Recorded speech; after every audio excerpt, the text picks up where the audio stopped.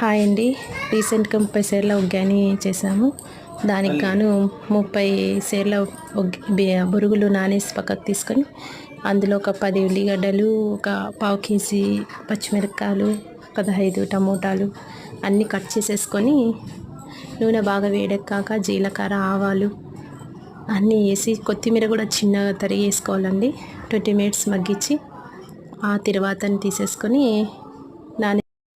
నానేసిన బొరుగులకి ఆ తర్వాతని తీసుకొని నానేసిన బొరుగులో కలిపేసాము. ఒక 2 పిడికెళ్ళ దాకా పప్పుల పొడి కూడా కలిపాము.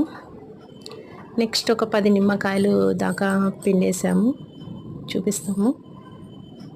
పులుపు బాగుంటే బాగుంటుంది, డైజెషన్ బాగా అవుతుంది. Next ready.